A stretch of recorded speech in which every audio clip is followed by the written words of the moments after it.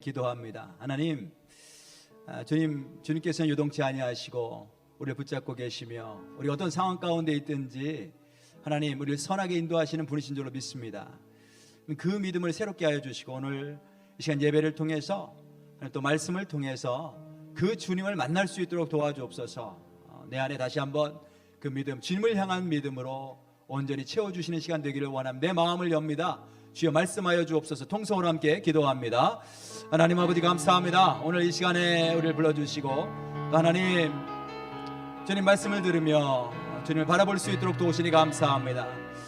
주여 우리의 마음의 문을 엽니다. 하나님 이제 성령께서 임재하여 주시고 주장하여 주시고 주의 말씀을 통해서 다시 한번 하나님 경험하는 시간 되게 하시옵소서. 살아계신 하나님, 나와 함께하고 계신 하나님, 나를 도우시는 분, 나의 필요를 채우시는 분, 내가 필요한 모든 것이 주님께 있으시오. 다시 한번 고백합니다. 믿고 나아가오니 주님 오늘도 말씀을 통해서 하나님 나에게 그런 확신을 주시고 믿음을 새롭게 하시는 시간 될 수 있도록 도와주옵소서. 하나님 주님 앞에 나올 때에 주님의 은혜를 기억하고 감사하며 물질을 드리면서 우리의 믿음을 고백했습니다. 이 물질을 받아주시고 하나님 나라 위해서 귀하게 사용하여 주옵소서. 특별히 영혼들을 구원하고 영혼들을 세우는 일을 위해서 주님이 친히 사용하시길 원합니다. 이 시간에 주의 말씀 듣기를 원합니다. 성령님 친히 말씀하시옵소서. 나에게 필요한 말씀, 주님께서 나를 위해 준비하신 말씀, 하늘의 씨앗도 땅에 떨어지지 않고 다 잘 마음밭에 심겨질 수 있도록 자라나고 열매 맺을 수 있도록 성령님 기름 부어주시고 축복하여 주옵소서. 예수님의 이름으로 기도드렸습니다. 아멘. 아멘. 감사합니다. 우리 옆에 분들 뒤에 분들 보시면서 서로 인사하며 축복합니다. 환영합니다. 반갑습니다.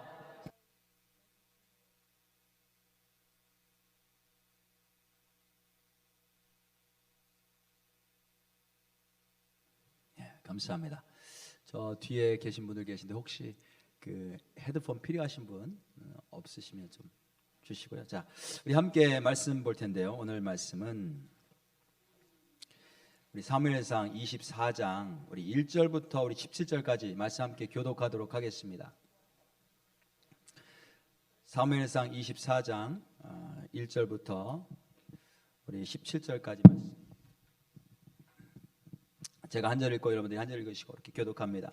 사울이 블레셋 사람을 쫓다가 돌아오매 어떤 사람이 그에게 말하여 이르되 보소서 다윗이 엔게디 광야에 있더이다 하니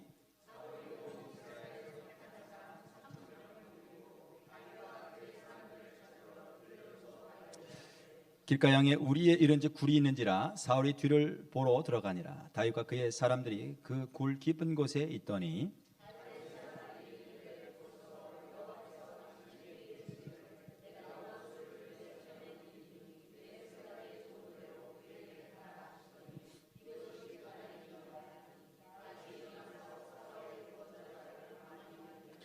그리한 후에 사울의 옷자락 뱀으로 말미암아 다윗의 마음이 찔려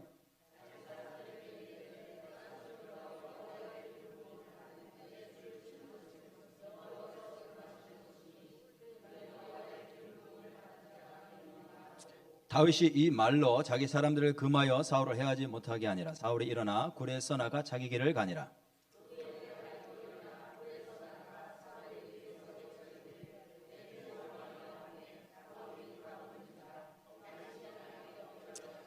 다윗이 사울에게 이르되 보소서 다윗의 왕을 해하려 한다고 하는 사람들의 말을 왕은 어찌하여 들으시나이까?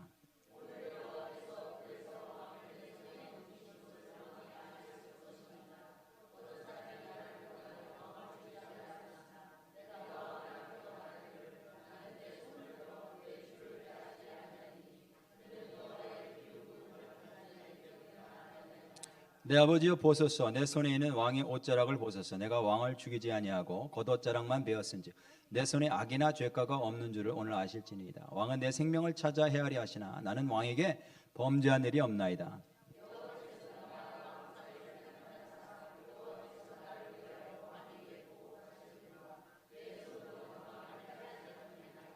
예 속담에 말하기를 악은 악인에게서 난다 하였으니 내 손이 왕을 해하지 아니하리이다.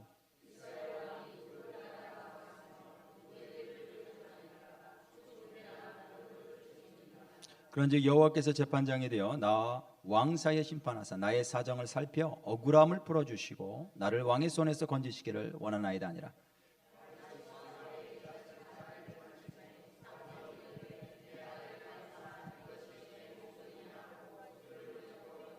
다 같이 있습니다. 다윗에게 이르되 나는 너를 학대하되 너는 너를 선대하니 너는 나보다 외롭도다. 아멘. 네, 앉으시겠습니다. 자, 오늘은 우리가 사무엘상 24장 말씀 가지고 함께 말씀을 나누려고 해요. 굉장히 긴 본문인데 한 가지 사건입니다. 근데 이 긴 본문 가운데 핵심 구절, 본문에서 말하려고 하는 핵심 구절은 17절에 있습니다. 17절 보면 다윗에게 이르되, 사울이 다윗에게 말하는 거예요. 사울이 다윗에게 이르되 나는 너를 학대하되 너는 나를 선대하니 너는 나보다 의롭도다. 너는 나보다 의롭도다 라고 하는 이야기를 해요.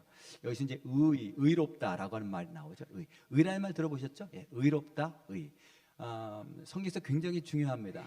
굉장히 중요한 그런 단어인데, 이게 추상명사이기 때문에 abstract noun, 추상명사이기 때문에 이게 뭐지 사실 구체적으로 우리가 이해하기가 굉장히 어려워요. 근데 제가 이 성경에서 말하는 의가 무엇인지 너무나 잘 표현해 주는 그림을 제가 찾았어요. 제가 이미 의에 대해서 몇 번 말씀드린 적이 있는데 한번 먼저 복습 먼저 하고 가도록 하겠습니다. 한번 사진 좀 한번 올려주시겠어요? 우리 오늘 PPT를 담당하는 산이자매님이 지금 아웃 오브 타운인데 거기서 지금 예배 참석하면서 줌으로다가 지금 PPT를 지금 운영하고 있어요. 그림 한번 올려줄 수 있어요? 예, 예.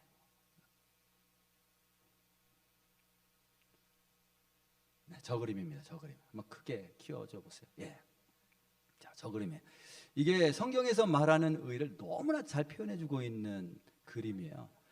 저기 두 분이 계시죠? 예, 할머니와 할아버지. 예, 어떤 사이인 것 같아요? 관계가? 이웃집 할아버지, 이웃집 할머니 같지는 않아요, 그렇죠? 예, 우연히 공원에서 만난 두 분 같지도 않고, 부부입니다, 부부. 평생을 함께 살았어요, 평생을. 평생을 함께 살았는데 지금 관계가 어때요? 상황이? 서로 싸웠어요. 무슨 일인지 모르지만 어쨌든 서로 싸웠어. 그래서 벤치가 긴데 다 양 끝에 앉았어요. 그러니까 같이 앉고 싶지도 않아. 싸우면 그렇죠. 옆에 같이 있고 싶지도 않아. 멀리 떨어져 있어요. 지금 서로를 바라보는 그 방향도 한번 보세요. 눈길. 서로 반대 방향을 바라보고 있어요. 같은 방향 보고 싶지 않은 거야. 평생 살아도 저런 거예요. 그렇죠? 우리가 평생 살아도 저럴 수 있다. 매일 저러면 안 되지만 저럴 수 있다. 그죠? 그런데 두 사람 지금 싸워서 서로 화가 나서 같이 앉고 싶지도 않고 서로 다른 방향을 바라보고 있고, 그런데 비가 오기 시작합니다. 저기 빗물이 막 지금 떨어지고 있어요. 근데 이 할아버지가, 이 남편이 우산을 하나 가져왔어요. 남자들이 그 일기예보를 잘 봅니다. 남자들이. 그래서 오늘 오후에 비가 오는구나. 우산을 하나 준비해 왔어. 근데 그 우산을 펴서 누구를 씌워줘요 지금? 화가 나서 와이프 씌워주고 싶지 않겠지만 와이프를 씌워주고 자기는 비를 맞고 있단 말이죠. 저게 저 그림을 보는 순간, 야, 이게 성경에서 말하는 의다, 의. righteousness, 영어로는 righteousness, right, 옳다라고 하는 거잖아요. 의다. 이렇게 생각을 했어요. 계속 한번 그림 내버려두고 있으세요. 우리 세상에서도 의라고 하는 말을 씁니다. 그렇죠? 의인이라고 하는 말 쓰죠. 어떤 사람을 의인이라고 말을 해요? 세상에서는 뭔가 어려움이 있을 때 길 가다가 어려움이 있을 때 그 사람을 도와준 사람. 그죠? 월마세 하는데 크리스마스 시즌인데 싱글 엄마가 애들 데리고 쭉 와서 물건을 샀어요. 그때 가난해. 돈이 모자라. 근데 애들은 사달라고 하고 쩔쩔매고 있는데 그걸 바라보고 있던 그 시큐리티 경비원이 자기가 대신 돈을 내줘. 참 의롭다, 의인이다 이렇게 이야기를 하죠. 그렇죠? 그 다음에 생명이 위험한 어떤 사람을 지나가다 봤는데 그 사람을 구해주고 그 사람은 사라져버려요. 이름도 남기지 않고 사라져버려요. 그러면 우리는 그러니까 의인이다 이렇게 이야기를 해요. 세상에서는 의다, 의롭다, 의인이다 이런 말을 쓰죠. 근데 성경에서 의는 조금 세상적인 의미와 다릅니다. 그래서 성경에서 말하는 의는 세상과 다르다. 성경에서 말하는 의는 뭐냐면 항상 관계 속에서 말해지는 거예요. 관계 속에서. 관계. 지금 저 두 사람의 관계가 있죠. 남편과 아내. 이런 관계 속에서 의라는 말을 사용한단 말이에요. 저와 여러분들 사이에 관계가 있어요. 그죠? 우리 성도님들 사이. 저는 목사고 우리 성도님들이고 우리 교인들이고 이런 관계가 있단 말이죠. 옆에 앉아 계신 분들과 관계가 있어요. 같은 교회 다니는 교인들이에요. 예, 친구예요. 또 목원들이고. 그죠? 관계가 있단 말이에요. 부모와 자녀와의 관계가 있죠. 그죠? 여기 우리 학생들이 있는데 선생님과 학생 이 관계가 있어요. 관계. 그 관계 속에서 항상 성경적인 의는 관계 속에서 우리가 말을 합니다. 어떤 뜻이냐면 성경이 말하는 의는 그 관계 속에서 나와 상대방이 있죠. 나와 상대방인데 상대방이 나에게 어떻게 행하든지 상관없이 때로는 나에게 잘못할 수도 있어요. 때로는 나에게 해를 가할 수도 있어요. 나에게 상처를 줄 수도 있어요. 내 마음에 맞지 않게 행동할 수도 있어요. 상대방이 나에게. 하지만 나는 내가 해야 할 역할과 책임을 그 사람에게 다하는 것. 그게 의예요. 그게 의. 그래서 저 그림을 보시면 저기 성경적인 의인데 지금 두 사람이 싸웠는데요. 누가 더 잘못한 것 같아요? 이 표정이 잘 안 보이시죠? 네, 표정을 잘 보세요. 앞에 있는 분들은 보이실 텐데 누가 더 잘못한 것 같아요? 네? 할머니가 좀 잘못한 것 같죠? 좀 시무룩해 하고 있어요 지금.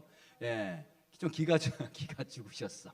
예, 뭘 잘못하셨는지 모르지만 기가 죽으셔서 지금 시무룩하고 있어. 그래서 와이프가 나한테 뭔가 잘못하고 내가 원하는 대로 하지 않았을지라도 나는 남편으로서 비가 오면 어떻게 해야 돼요? 아내를 보호해 줘야지. 그게 남편의 역할이란 말이에요.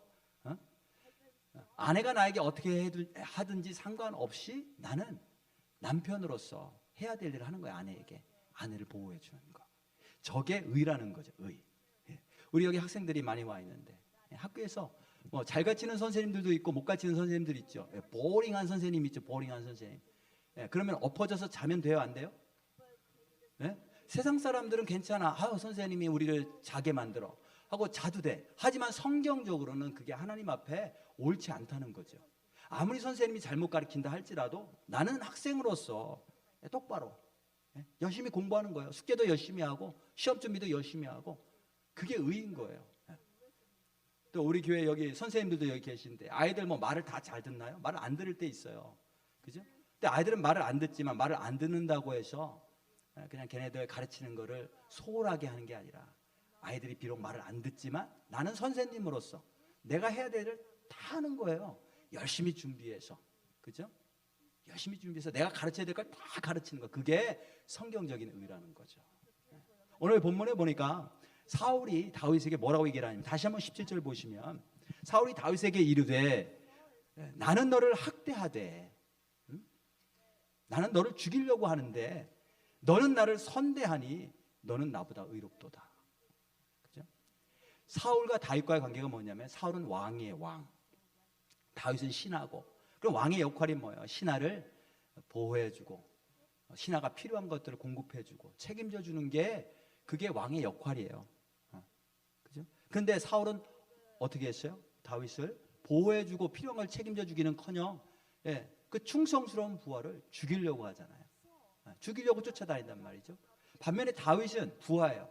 부하의 역할은 뭐예요? 비록 왕이 나를 억울하게 죽이려고 쫓아다닌다 할지라도 상대방이 나에게 어떻게 하든지 간에 상관없이 나는 부하로서 그냥 내가 마땅히 왕에게 충성 다하고 왕을 왕으로서 존중하고 하는 그 역할을 한 거죠. 그래서 8절에 보니까 내가 나 선대한 것을 18절이요. 내가 나 선대한 것을 오늘 나타냈나니 여호와께서 나를 내 손에 넘기셨으나 네가 나를 죽이지 아니하였도다. 왕은 죄송합니다. 다윗은 신하로서 사울에게 할 역할을 다 한 거죠. 그래서 지금 사울이 다윗에게 너는 나보다 의롭도다 이렇게 얘기를 했어요. 저와 여러분들이 하나님 앞에서 의로운 삶을 사실 수 있기를 바랍니다. 그렇죠? 우리 관계 속에서 부모와 아내 사이, 부모와 자녀 사이, 남편과 아내 사이, 또 교인과 교인 사이, 목회자와 교인 사이에서 하나님 보시기에 상대방이 나에게 어떻게 하든지 간에 상관없이 나는 내가 해야 될 역할을 다 하는 거예요. 어떤 분들 보면 종종 우리 교회는 그런 분들이 없으라고 보는데 교인 가운데 내가 마음에 안 드는 사람이 있어요. 저 사람만 보면 내가 참 마음이 힘들어. 때로는 목사님이 서운해. 너무 서운해. 왜 나에게 그렇게 대할까 나를. 그래서 예배를 안 나와버려. 그러면 그게 하나님 앞에 옳은 걸까요? 옳지 않은 걸까요? 그게 옳지 않은 거라는 거죠. 내가 교회에서 다른 사람 보기 싫어도 다른 사람이 나에게 잘못 대한다 할지라도 심지어는 목사가 나한테 이상하게 대한다 할지라도 나는 내가 그리스도인으로서 하나님의 자녀로서 하나님 앞에 나가 예배 드리는 거예요. 그게 하나님 보시기에 옳은 것이다, 의로운 것이다 라고 말씀하시는 거죠. 목사도 마찬가지죠. 목회하다 보면 좀 힘든 분들이 계세요. 우리 교회는 없어요. 우리 교회는 정말로 없어요. 저를 힘들게 하시는 분이 아무도 없어요. 근데 혹시 힘들게 하시는 분이 계셔. 그럼 제가 그분을 미워해야 되나요? 그렇지 않죠. 아무리 나를 힘들게 할지라도 나는 그분을 사랑하고 그분을 위해서 기도하고 그분을 축복하는 게 목사로서 하나님 앞에 의로운 거라는 거죠. 그게 하나님 앞에 옳은 거라는 거예요. 하나님은 의로우신 분이십니다. 그죠? 하나님 의로우신 분이세요. 그래서 우리로 하여금 하나님의 자녀인 우리도 하나님 앞에 옳게 살기를 원하세요. 이렇게 의로웠던 다윗에게 하나님이 약속을 해주시는데 20절 보세요. 비록 지금 이게 사울이 하는 이야기지만 하나님께서 사울의 입술을 통해서 다윗을 축복하시는 거예요. 그렇게 의롭게 하나님 앞에 의롭게 행동했던 다윗을 향해서 이렇게 축복하시죠. 20절에 보라, 나는 내가 반드시 왕이 될 것을 알고 이스라엘 나라가 내 손에 견고히 설 것을 아노니. 그렇죠? 지금 사울에게 의롭게 행한 다윗에게 어떻게 축복하냐면 네가 반드시 왕이 될 거다. 그리고 네 나라가 반드시 견고하게 설 것이다. 거꾸로 말하면 다윗이 만일 사울이 자기의 행한 대로 똑같이 나도 그렇게 행했어. 네가 나한테 이렇게 나를 죽이려고 해. 그럼 나도 너도 죽이려고 하겠다. 똑같이 행했다면 다윗이 왕이 될 수 없었을 거라는 거죠. 그리고 혹시 자기 힘으로 사울을 죽이고 왕이 된다 할지라도 그의 나라가 결코 든든히 하나님 앞에 옳은 나라로 설 수 없을 거라는 거예요. 이것이 다윗에게 대한 이야기가 아니고 사실은 우리에 대한 이야기죠. 우리를 하나님께서 하나님의 자녀로 삼아 주실 뿐만이 아니라 나중에 하나님의 나라 갔을 때, 천국에 갔을 때 예수님과 함께 세상을 다스리는 자처럼, 다스리는 자로서 왕처럼 그렇게 세워주시겠대요. 그러면 지금 다윗과 같은 그릇이 돼야 되잖아요. 그죠? 다윗과 같은. 지금 다윗의 그릇과 사울의 그릇이 달라요. 하나님은 우리가 다윗과 같은 그릇이 되기를 원하시는 거예요. 하나님의 나라는 의의 나라입니다. 의로운 나라. The kingdom of righteousness. 그래서 그 나라를 다스릴 사람들은 의로워야 돼. 불의해서는 하나님의 나라를 다스릴 수가 없어요. 예수님은 의로우신 분이세요. 그분 옆에서 하나님 나라 함께 다스리려면 우리도 의로운 모습이 있어야 된단 말이죠. 그래서 저와 여러분들이 오늘 아침에 다시 한번 하나님께서 말씀하신 의가 무엇인지, 하나님은 우리를 의로운 사람으로 세우시기를 원하시는데 의로운 사람이 된다는 것은 무엇인지를 다시 한번 분명하게 우리가 배우고 그런 사람이 될 수 있기를 주님의 이름으로 축복합니다. 자, 그럼 우리가 어떻게 하나님 보시기에 의로운 사람이 될 수 있을까? 내가 뭐 하나님 보시기에 무슨 의로운 사람이 돼. 근데 하나님은 그렇게 되기를 원하신다는 거예요. 그럼 내가 어떻게 하나님 보시기에 의로운 사람이 될 수 있을까? 크게 두 가지인데 첫 번째는 우리의 기준이 우리가 뭘 선택하고 행동하는 기준이 있을 거 아니에요? 그 기준이 사람이 돼서는 안 되고 하나님이 기준이 돼야 된다는 거죠. 우리는 내가 하고 싶은 대로 하고 내가 말하고 싶은 대로 말하고 해서는 결코 하나님 앞에 의롭게 될 수 없어요. 어떻게 의롭게 될 수 있느냐? 하나님이 옳다고 하신 게 뭐지? 그 물어보고 하나님의 생각대로 우리를 그것을 선택하고 우리가 행동할 때에 비로소 우리가 하나님 앞에 옳게 된다는 거죠. 자, 우리 한번 보시면 1절부터 한번 보시면 사울이 블레셋 사람을 쫓다가 돌아오매 어떤 사람이 그에게 말하여 이르되 보소서 다윗이 엔게디 광야에 있더이다 하니. 지금 사울이 블레셋과 싸움하고 돌아왔어요. 그럼 좀 쉬어야 되잖아. 근데 휴식도 취하지 않고 다윗이 어디 있다는 이야기를 듣고 그 다윗을 죽이려고 지금 합니다. 그러니까 다윗을 죽이려고 하는 이 패션이, 이 열정이 얼마나 강한지 알 수 있겠죠. 전쟁에서 돌아오자마자 쉬지도 않고 다윗을 쫓는데 2절에 보니까 사울이 온 이스라엘에서 택한 사람 3,000명을 거느리고 다윗과 그의 사람들을 찾으러 들렴소 바위로 갔어요. 여기 온 이스라엘에서 택한 사람이라고 했는데 원어로 보면 최고의 용사들이에요. 정예부대. 예, 사울의 그 군대들이 있잖아요. 수없이 많은 군대들인데 그 중에서 최고로 싸움을 잘하는 사람들 3,000명을 뽑았어요. 최고 정예부대. 예. 한편 다윗은 지금 그 부하가 몇 명이냐? 600명인데 이 사람들은 원래 군인들이 아니었어요. 다 억울한 자, 환난 당한 자, 빚진 자들이 모여서 그냥 떼거리로 있는 거 600명. 예, 그 600명을 모아서 지금 뭐 블레셋과도 싸우고 사울에 뭐 쫓아오면 또 도망가기도 하고 해야 되는 거예요. 그러니까 뭐냐면 사울이 뽑은 최정예 부대 3,000명과 다윗의 사람들 600명은 이거는 게임이 안 된다는 거죠. 매치가 안 된다는 거예요. 도저히 싸워서 이길 수 없다는 거예요. 그러니까 도망가야 되는 거예요. 지금 최정예 부대 3,000명을 데리고 추격을 하는데 잡히게 생겼어요. 그런데 갑자기 상황이 역전됩니다. 상황이 역전돼. 절호의 기회가 옵니다. 3절에 보니까 길가 양의 우리에 이른지 굴이 있는지라 사울이 뒤를 보러 들어가니라. 막 다윗을 쫓다가 화장실 가야 되잖아요. 화장실. 근데 그때는 이제 레스트룸이 굴이었어요. 굴 어디 있나? 왕이니까 아무데나 볼 수 없고 굴을 찾아서 혼자 들어갔단 말이죠. 그런데 뒤를 보러 들어가니라. 다윗과 그의 사람들이 그 굴 깊은 곳에 있더니.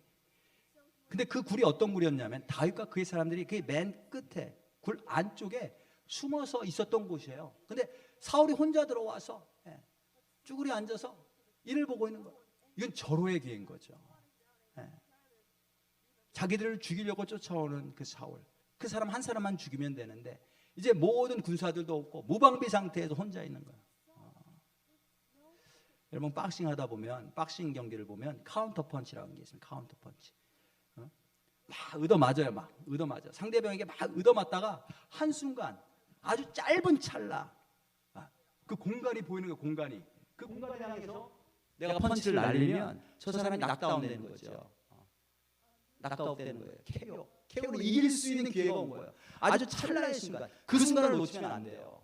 약자는 강자라고 해서 다 완벽한 건 아니거든.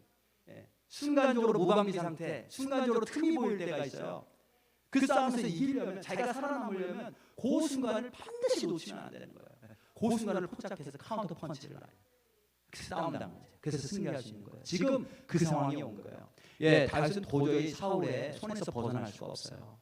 사울을 이길 수도 없고. 그런데 지금 그 짧은 찰나의 순간 그 기회가 왔어요. 그때 다윗의 사람들이 뭐라고 얘기를 하냐면 4절에 다윗의 사람들이 이르되 보소서 여호와께서 당신에게 이르시길 내가 원수를 내 손에 넘기리니 네 생각에 좋은 대로 그에게 행하라 하시더니 이것이 그날이니라. 사람들이 일제히 다윗 옆에서 왕이시여, 이거 하나님께서 주신 기회입니다. 오늘 하나님께서 당신에게 기회 주셨는데 당신의 원수를 당신의 눈에 좋은 대로 원하는 대로 행할 수 있도록 하나님이 주신 기회입니다. 죽이소서 하는 거죠. 죽이소서. 그때 다윗이 어떻게 했을까? 온갖 생각이 머릿속에 복잡했을 거예요. 이게 정말 하나님께서 주신 기회일까? 아니면 나에게 주신 테스트일까?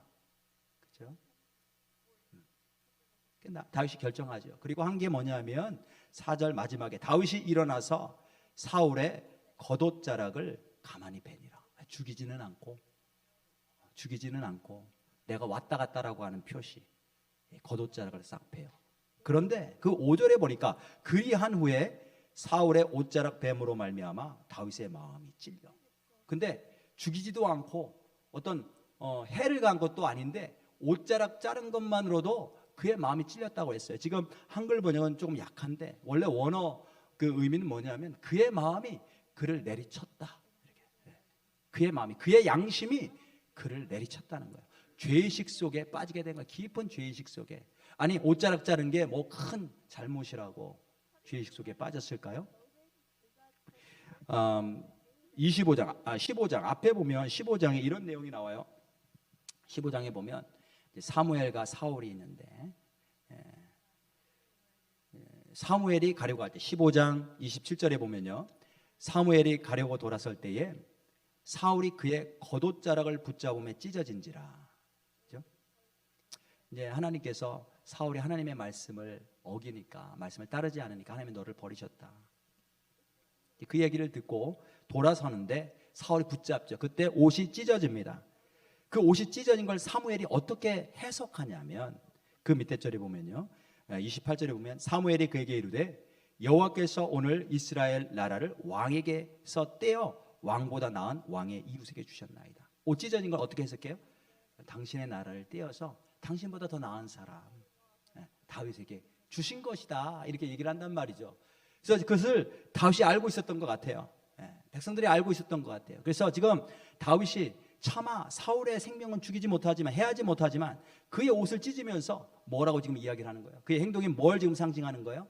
내가 지금 당신을 죽이진 않지만 당신의 나라를 하나님께서 나에게 주실 것입니다. 그 사무엘과 있었던 사건을 기억나게 하는 거예요. 근데 그것조차, 자기가 본인이 그렇게 행한 것조차 그의 양심이 죄책감으로 떠는 거죠. 크게 내리침을 당하고 떠는 모습을 봅니다. 그리고 나서 뭐라고 얘기를 하냐면 16절 17절에 자기 사람들에게 이르되 내가 손을 들어 여호와의 기름 부음을 받은 내 주를 치는 것은 여호와께서 금하시는 것이니 그는 여호와의 기름 부음을 받은 자가 됨이니라 하고, 다윗이 이 말로 자기 사람들을 금하여 사울을 해하지 못하게 하니라. 사울이 일어나 굴에서 나가 자기 길을 가니라. 자기뿐만이 아니라 자기 사람들도 사울에게 손 못 대게 합니다. 그래서 사울이 아무 일도 없었던 것처럼 굴에서 나가요. 전혀 아무런 해를 입지 않고. 왜요? 다윗이 살려주어서. 야, 이거를 다윗의 사람들이 봤을 때, 다윗의 부하들이 그걸 보면서 얼마나 가슴을 쳤을까요? 다윗에 대해서 어떻게 생각했겠어요? 지금 다윗이 자기 부하들의 말을 안 들은 게 이번이 한 번만이 아니에요.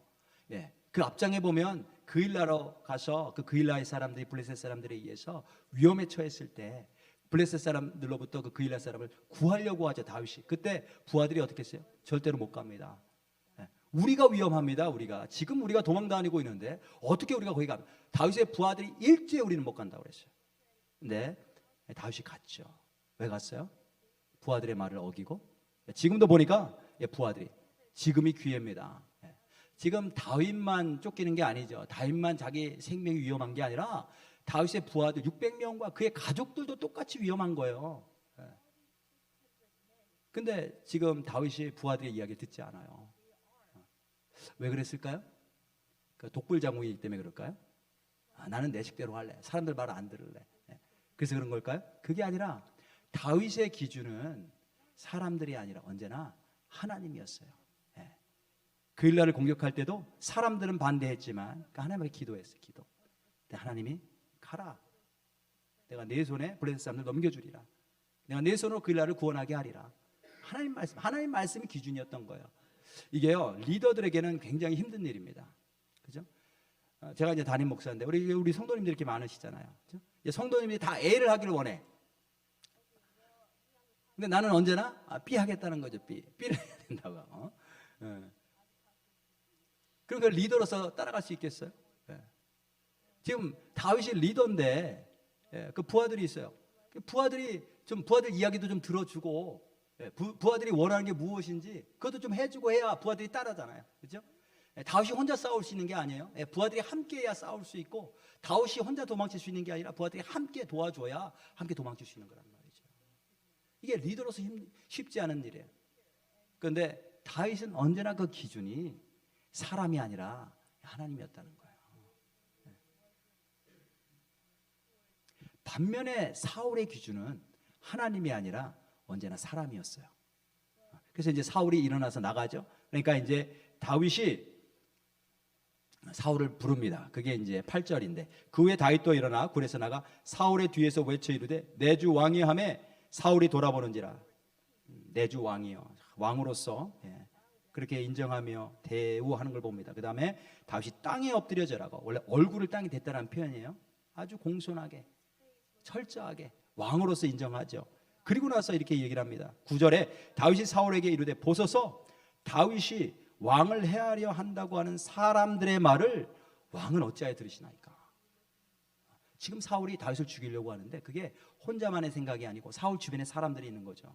사람들이 있는데 사울의 마음을 너무나 잘 알아. 사울이 뭘 원하는지 알아. 그래서 그를 부추깁니다. 다윗은 의로운 사람이요, 충성스러운 부하요, 절대로 죽여서는 안 될 사람인데 그걸 알매도 불구하고 사울 주변에는 사울의 마음을 이렇게 자꾸 부추기는 사람들이 있었어요. 그러니까 사울이 그들의 말을 듣고 지금 추격한다는 거죠. 사울은 하나님이 옳게 여기시느냐 옳게 여기시지 않느냐 그거 상관없어요. 사람들의 말을 들어서 그리고 그걸 확신하는 거죠. 이때뿐만이 아니죠. 언제 또 그런 일이 있었어요?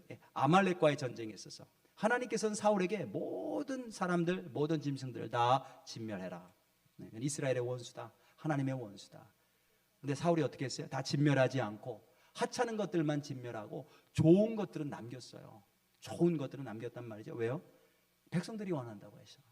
백성들이 원하니까. 그래서 항상 사울의 기준은 사람이야. 근데 다윗의 기준은 사람들이 아무리 이야기를 해도 하나님께서 말씀하시면 하나님이 철저한 기준이 됐다는 거예요. 10절에 보니까 오늘 여호와께서 굴에서 왕을 내 손에 넘기신 것을 왕이 아셨을 것이니이다. 어떤 사람이 나를 권하여 왕을 죽이라 했으나. 여기도 그죠? 다윗에게 어떤 사람이 있었어요? 죽이라고. 사람들이 말했단 말이죠. 하지만 내가 왕을 아껴 말하기를 나는 내 손을 들어 내 주를 해하지 아니하리니 그는 여호와의 기름 부음을 받은 자이기 때문이라. 하나님께서 기름 부으셨기 때문에 하나님이 기준이라는 거죠. 그래서 우리가 하나님 앞에 어떻게 의로운 사람이 될 수 있을까? 어떻게 의롭게 살 수 있을까? 하나님이 옳다라고 인정하는 사람이 어떻게 될 수 있을까? 우리의 기준이 사람이 아니라 하나님이 될 때, 그때 하나님께서 우리를 의롭다라고 말씀하신다라는 거예요. 그렇죠? 하나님은 의로우신 분이세요. 하나님은 의로우신 분. 그게 무슨 의미냐면 하나님과 우리 사이의 관계가 있잖아요. 하나님과 우리 사이의 관계. 우리가 하나님을 믿지 않고 하나님 말씀에 불순종하고 내 마음대로 살고 그리고 우상 숭배도 하고 세상을 따라 나가고 우리가 하나님께 그런 어떤 행동을 할지라도 하나님 그거와 상관없이 우리를 사랑하십니다. 사랑하시기를 그치지 아니하시고 우리를 구원하시기 위해 그분의 하나밖에 없는 외아들을 아낌없이 내어주셨어요. 불순종하고 죽을 수밖에 없는 우리를 위해서 창조주로서 그리고 아버지로서 하나님으로서 우리가 어떻게 하나님께 행하든 상관없이 그분은 당신이 해야 될 일을 다 하신 거예요. 그게 뭐냐면 당신 하나밖에 없는 외아들을 내어주시고 우리를 구원의 길로 인도하시는 거죠. 그래서 하나님은 의로우시다. 하나님께서 우리에게 원하신 건 뭐냐면 그 하나님을 믿는 거예요. 믿는 거.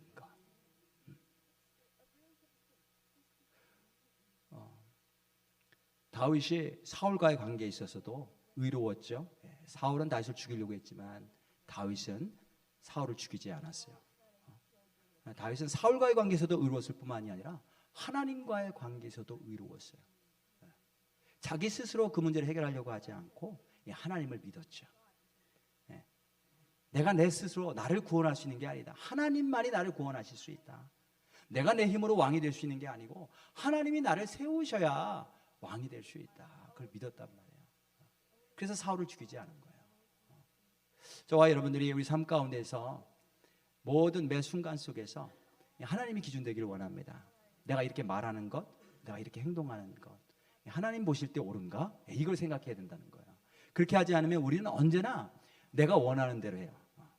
내가 하고 싶은 대로, 내 감정이 이끄는 대로. 또 내 나름대로의 무슨 원칙이 있어요. 그죠? 나는 이건 꼭 안 해. 나는 이건 꼭 해야 돼. 그런 것 따르면 결코 하나님 앞에 옳은 사람이 될 수가 없어요. 정말 하나님 앞에 의로운 자로 하나님께서 인정하시는 그런 옳은 신앙을 갖기 원한다면 우리가 하나님께서 원하신 것이 무엇일까 항상 여쭤보고 그 기준대로 따라가는 저와 여러분들 되시길 주님의 이름으로 축복합니다. 그래서 하나님 앞에 의로운 자로 설 수 있는 방법, 첫 번째는 하나님이 기준되는 거죠. 두 번째는 제가 짧게 말씀드릴게요. 두 번째는 모든 심판을, 마지막 판결을 하나님 손에 맡기는 거예요. 자, 지금 사울이 이제 살려서 돌려보냈으니까 또 다윗을 추격할 거예요. 지금 이제 뭐 눈물 짜면서 내가 미안해, 내가 잘못했어 하지만 다시 사울이 다윗을 쫓을 거라는 건 다윗은 너무나 잘 알고 있었어요. 그래서 22절에 보면 다윗이 사울에게 맹세하며 사울은 집으로 돌아가고 다윗과 그의 사람들은 어디로 돌아갔어요? 요새로 올라갔어요. 집으로 안 가고. 왜냐하면 사울을 못 믿겠거든. 사울이 다시 죽이려고 쫓아올 거거든. 아직도 여전히 위험이 남아있어요. 그래서 요새로 간 거예요. 요새로. 그럼 어떻게 해야 되나? 다윗은 뭐 계속해서 쫓기기만 해야 되나? 어떻게 해야 돼요? 우리가 인간 관계 속에서 그런 거 있잖아요. 우리가 해결할 수 있는 게 있어요. 그냥 오해도 좀 풀고 서로 이야기가 돼서 이 사람하고는 이야기가 돼. 그래서 뭐 오해도 풀고 우리 관계가 회복되면 좋은데 어떤 분들은 도저히 내 힘으로 해결할 수 없는 문제들이 있단 말이에요. 해결할 수 없는 관계들이 있어요. 저 사람은 막무가내야. 근데 계속해서 나를 괴롭혀. 나를 계속해서 힘들게 해. 그거 어떻게 해야 돼요? 그를 하나님 손에 맡겨야 된다는 거죠. 지금 다윗이 그렇게 했습니다. 12절 보니까 여호와께서는 나와 왕 사이를 판단하사 여호와께서 나를 위하여 왕에게 보복하시려니와 내 소로는 왕을 해하지 않겠나이다. 왕께 맡기는 거죠. 15절에 또 똑같이 그렇게 하나님께 맡깁니다. 그런즉 여호와께서 재판장이 되어 나와 왕 사이에 심판하사 나의 사정을 살펴 억울함을 풀어주시고 나를 왕의 손에서 건지시기를 원하나이다. 다윗이 자기 손으로 문제를 해결하려고 하지 않고 하나님 손에 이 인간관계의 문제를 맡깁니다. 하나님이 해결해 주시도록. 사울도 자기 입으로 얘기를 하는데 하나님께서 말씀하시는 거죠. 사울의 입술을 통해서 친히 말씀하시는데 20절에 봅니다. 19절 봅니다. 19절 사람이 그의 원수를 만나면 그를 평안히 가게 하겠느냐. 네가 오늘 내게 행한 일로 말미암아 여호와께서 네게 선으로 갚으시기를 원하노라. 하나님이 살아계시고 하나님 재판장 되신다고 말씀하고 계세요. 성경에는.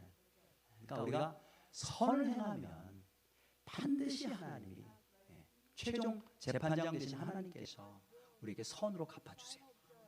그걸 믿는 거예요. 우리는.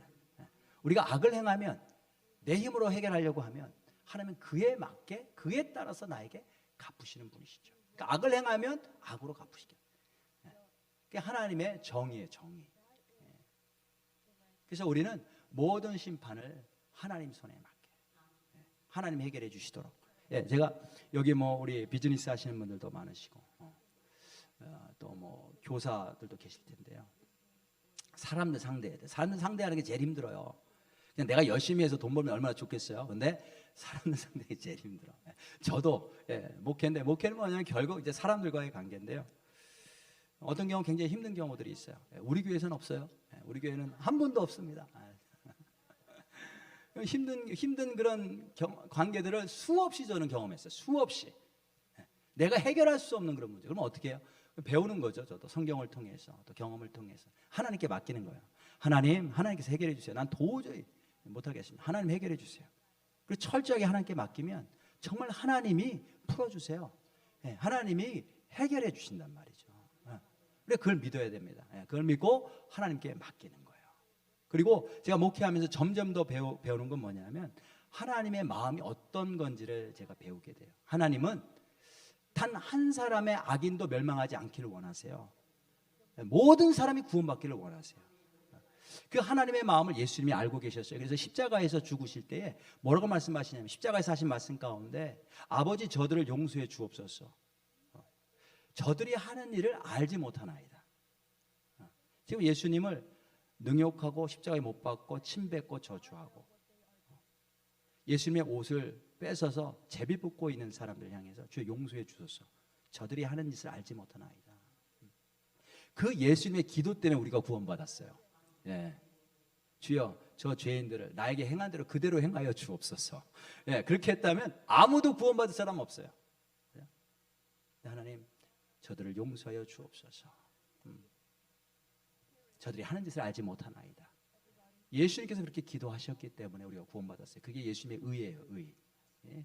그 예수님의 의로 우리가 구원받았단 말이죠. 그래서 그 마음을 제가 조금씩 배우는 것 같아서 지금도 예를 들어서 어려운 분들이 좀 계시면 관계가 힘든 일들이 생기면 그를 위해 기도하는데 주님 불쌍히 여기시고 그를 만나주시고 그를 구원해 주시고 그를 잘 세워주셔서 그의 인생을 통해서 하나님 영광 받으시고 그를 축복해 주옵소서.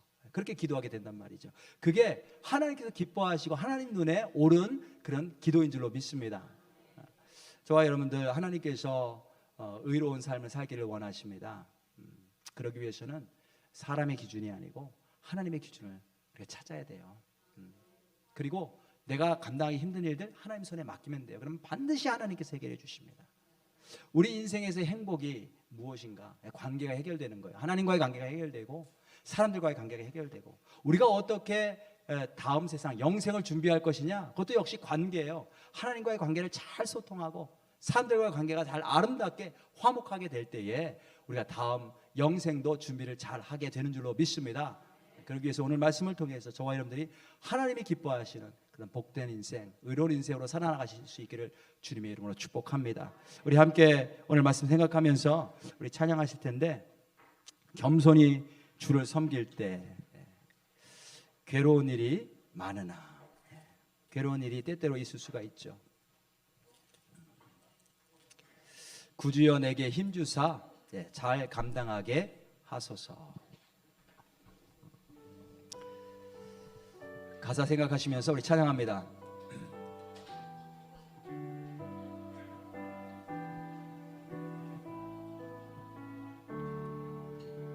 겸손히 주를 섬길 때 괴로운 일이 많으나 구주여 내게 힘주사 잘 감당하게 하소서. 인자한 말을 가지고 인자한 말을 가지고 사람을 감화시키며 갈 길을 잃은 무리를 잘 인도하게 하소서. 구주의 귀한 인내를 깨달아 알게 하시고 굳건한 믿음 주셔서 늘 승리하게 하소서. 장래의 영광, 장래의 영광 참된 소망을 붙잡기를 원합니다. 소망이 되게 하시고 구주와 함께 살면서 구주와 함께 모든 관계 속에서 참 평안 얻게 하소서.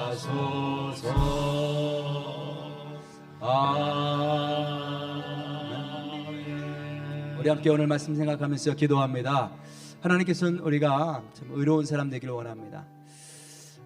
예수 그리스도를 닮은 자, 그래서 하나님 나라를 다스릴 수 있는, 세상을 다스릴 수 있는 예수 그리스도와 같은 사람으로 세우기를 원하시고 이렇게 빚어가기를 원하십니다.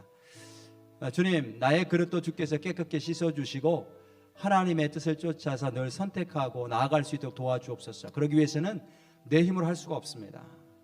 다윗은 모든 사람들이 이해할 수 없는 행동을 했습니다. 하지만 하나님께서 인정하셨습니다. 그가 그렇게 하나님의 뜻을 분별하고 하나님이 기뻐하시는 일을 할 수 있었던 이유는 그가 성령이 충만했기 때문에 그렇습니다. 그게 성령이 있었기 때문에 그렇습니다. 주님, 내 안에도 성령으로 충만케 하시고 하나님 아버지의 마음을 알게 하시고 예수 그리스도를 닮는 기도를 할 수 있도록 도와주옵소서.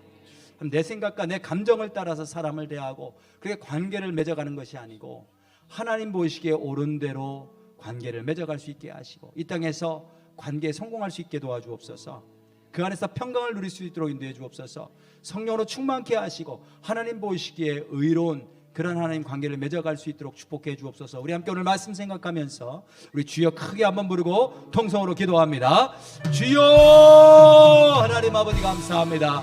오늘 하나님 주님 앞에 나와서 다시 한번 주의 말씀을 통해서 하나님이 원하시는 이 땅에서의 관계는 어떤 관계인지를 알게 하시니 감사합니다. 하나님, 주님께서 축복하시기를 원합니다.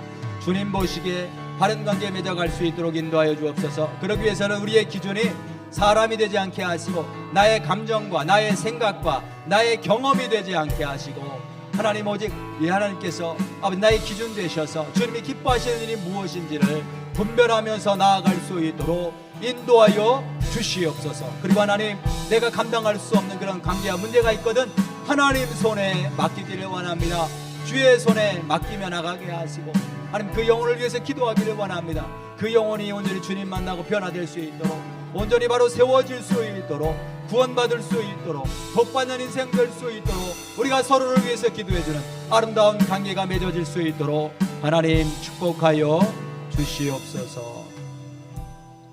하나님 감사합니다. 오늘 특별히 의가 무엇인지 오늘 다윗의 이야기를 통해서 우리가 배웠습니다. 항상 관계 속에서 의를 우리가 정의할 수 있음을 알게 되었습니다. 하나님, 나와 관계에 있는 사람들이 있습니다. 수없이 많은 관계들로 연결되어 있습니다. 가정에 있는 남편과 아내의 관계, 부모와 자녀와의 관계가 있고, 형제들과의 관계가 있고, 교회 오면 교회 안에서 교인들과의 관계가 있습니다. 직장에서 또 학교에서 관계들이 있습니다. 이 모든 관계 가운데에 하나님 기준이 하나님 되게 도와주옵소서. 내 생각과 감정되지 않게 하시고, 하나님 보실 때 옳은 게 무엇일까? 내가 이렇게 말하는 게 하나님 보실 때 옳을까? 내가 이렇게 행동하는 게 하나님 보실 때 옳을까? 내가 이것을 선택하는 것이 하나님 보시기에 옳을까를 늘 언제나 기억하고 생각하며 하나님을 기준으로 선택할 수 있도록 도와주옵소서. 주님, 성령께서 함께 하셔야 됩니다. 늘 언제나 하나님 우리와 동행하시며 우리에게 말씀하실 때에 하나님 우리가 귀 기울여 듣게 하시고 따라갈 수 있도록 인도하여 주옵소서. 하나님, 우리가 감당할 수 없는 그런 관계에 있는 그런 당신의 자녀들이 있습니다. 그걸로 인해 아파하고 힘들어하는 자녀와 하나님 당신의 백성들이 있습니다. 이 모든 관계를 주님 손에 맡깁니다. 이 모든 관계가 풀어지게 하시고 아름답게 평화로, 화평으로, 화목한 관계로 주께서 역사하여 주셔서 하나님 회복될 수 있도록 인도하여 주옵소서. 이제 우리 주 예수 그리스도의 은혜와 하나님 아버지의 원하신 사랑과 성령의 감동감화 역사 충만하시며 오늘 주 앞에 나와서 주님께서 기뻐하신 의로운 삶을 살기로 하나님 바라보며 예수님을 닮아가기를 소원하며 성령의 충만함을 간구하며 돌아가는 당신의 귀한 백성들 머리머리 위에 지금부터 영원까지 함께 하시기를 간절히 축원하옵나이다. 아멘.